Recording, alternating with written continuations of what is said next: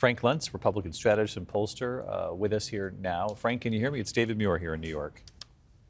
Yes, I can. It's a privilege to do this. Good No, to I see you. appreciate it. It's a privilege for us, especially since it's 4:54 in the morning and you're willing to join us this late in the game.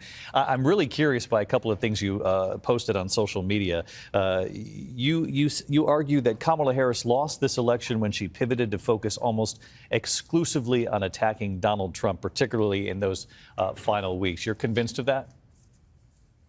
I'm convinced of it, and it was fascinating because she was gaining and gaining. Here's a candidate in our focus groups that had impressed the public with her energy, her enthusiasm. And she peaked at the convention when she was talking about what she was for rather than what Donald Trump was against. And all that changed in the last 6 weeks. And I did this wrong. I concluded that Trump did so badly in the debate that there would be no way that he could challenge her. And I acknowledge it because the public has the right to know the truth and we have the responsibility to tell them the truth. And the fact is that the debate this time mattered less. And in the end, when she turned on Trump, started to call him a fascist, started to use her most vicious terminology for him, is when she started to fall. And the fact is, this race was winnable for her, that she could have done it based on what she would have done in the first day, the first week, the first month, the first year. But she never communicated that, at least to the level that the public wanted her to do so.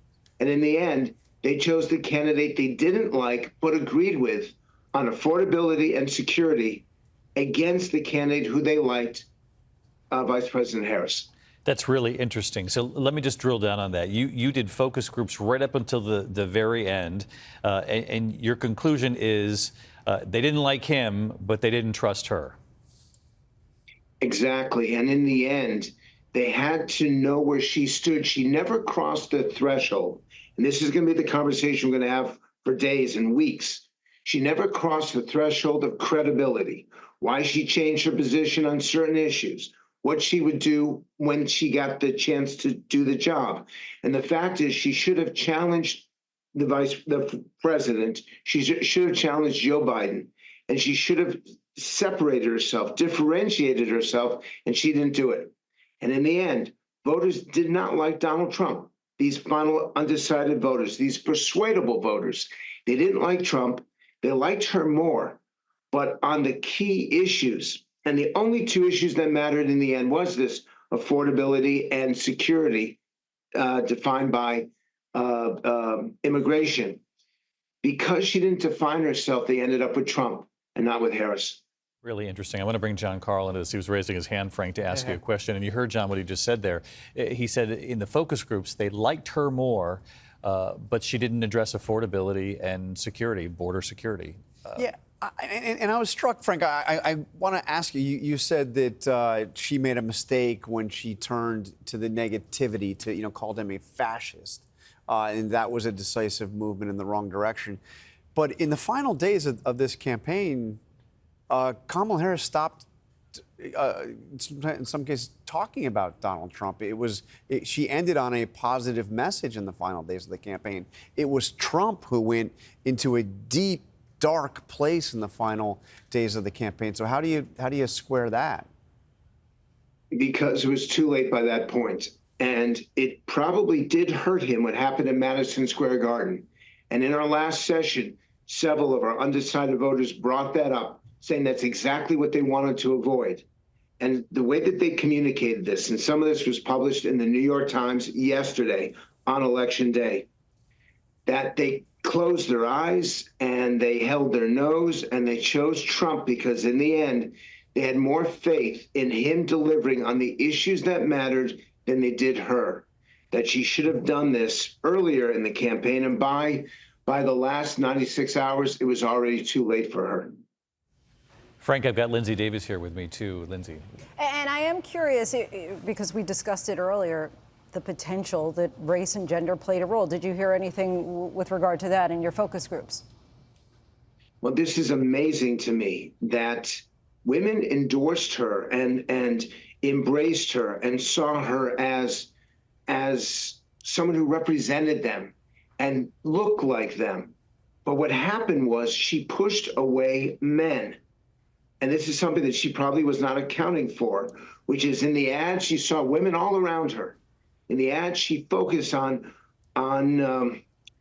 issues that women would embrace. But men found this off-putting, and what they're going to have to focus on is how do you lessen that gender gap? Not by raising the vote of women, but by not alienating men. And what they said was it was not necessarily an endorsement of Donald Trump, and it certainly wasn't an endorsement of the Republican Party. But in these sessions, they said, and you can see this we've been collecting these focus groups, and they're on the site America Speaks on Straight Arrow News. They said that they felt like they had no place in the Democratic Party anymore. People who voted for Hillary Clinton and voted for Joe Biden, but they found her as prioritizing women at their expense. And that's why they ended up supporting Trump and not Harris. Really interesting. The focus groups, I'm sure the folks at the Harris campaign are going to pour through all of that material as well, and they had their own focus groups going. Frank, I'm curious, I did see someone pretty high up in the campaign in the final days say that their focus groups showed that the undecideds in the end were breaking their way. Didn't indicate that they were breaking completely in Harris's direction. You know, it's certainly not 9 out of 10, but saying that maybe 6 out of 10 is what they were starting to see in some of the focus groups, and that was encouraging. You weren't seeing that. The undecideds in your focus groups turned Trump's way in the end? They turned Trump, but they didn't want to. They turned Trump's way out of regret, out of disappointment, even out of frustration. And David, you can tell by their body language, you can tell by the tone of their voice that these are people who were so reluctant in casting their vote, but they were going to vote. They were going to participate, and they were not going to throw that vote away. It mattered too much to them. And that they are not Republican, and they are not part of the Trump constituency. But in the end, Harris disappointed them, and they did so out of regret, even in some cases out of embarrassment, but they felt that the Democrats had left them rather than that they had left the Democrats. Really interesting. Frank Luntz, Republican strategist and pollster. Frank, always appreciate your insights, and this is sort of invaluable in hearing what some of the voters were telling you. Thank you, Frank.